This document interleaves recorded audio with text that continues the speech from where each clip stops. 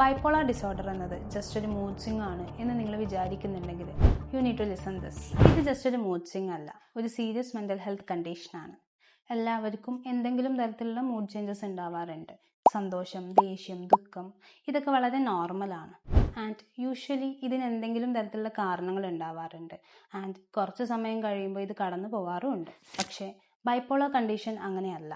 ഇതൊരു temporary feeling അല്ല, മറിച്ച് ഒരു എപ്പിസോഡാണ്. മാനിക് എപ്പിസോഡിൻ്റെ സമയത്ത് ഒരാൾ വളരെ എനർജറ്റിക് ആയിരിക്കും, അല്ലെങ്കിൽ വളരെ ഇറിറ്റേറ്റഡ് ആയിട്ടുള്ളൊരു മൂഡിലായിരിക്കും. 2-3 മണിക്കൂർ മാത്രം ഉറങ്ങിയാലും ഒട്ടും ടയേർഡ് ആയിരിക്കില്ല. ഫാസ്റ്റായിട്ട് സംസാരിക്കുക, അതുപോലെ ഓവറായിട്ട് സ്പെൻഡ് ചെയ്യുക, റിസ്കി ഡിസിഷൻസ് എടുക്കുക, ഇമ്പൾസീവായിട്ട് കാര്യങ്ങൾ ചെയ്യുക, ഇതൊക്കെ അവർ കാണിക്കുന്ന സിംറ്റംസ് ആണ്. ആൻഡ് ഇത് ജസ്റ്റ് ഒരു എക്സൈറ്റ്മെൻറ്റ് മൊമെൻ്റ് അല്ല, മറിച്ച് ദിവസങ്ങളും ആഴ്ചകളും നീണ്ടു നിൽക്കുന്ന ഒരു എപ്പിസോഡാണ്. പിന്നെ മറ്റൊരു എക്സ്ട്രീം എപ്പിസോഡ് വരും, ഡിപ്രഷൻ.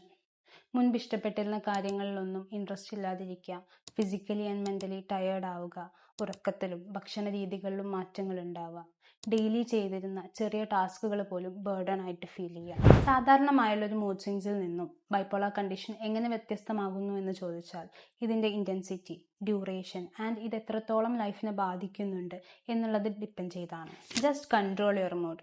എല്ലാവർക്കും അപ്സ് ആൻഡ് ഡൗൺസ് ഉണ്ടാവുന്നതല്ലേ, നിനക്ക് മാത്രം എന്താ ഇത്ര പ്രത്യേകത? നീ ഓവർ റിയാക്ട് ചെയ്യുന്നതാണ്. വിൽ പവർ ഉണ്ടെങ്കിൽ ഇതൊക്കെ മാനേജ് ചെയ്യാവുന്നതേ ഉള്ളൂ എന്നീ ഡയലോഗുകൾ ഇത്തരം ബുദ്ധിമുട്ട് അനുഭവിക്കുന്നവരോട് പറയാതിരിക്കുക. കാരണം ഇതൊരു പേഴ്സണാലിറ്റി ഫ്ലോയോ ഡ്രാമയോ ക്യാരക്ടർ പ്രോബ്ലമോ ഒന്നും അല്ല. ബ്രെയിനിനെ സംബന്ധിച്ച് ഒരു മെഡിക്കൽ കണ്ടീഷനാണ്.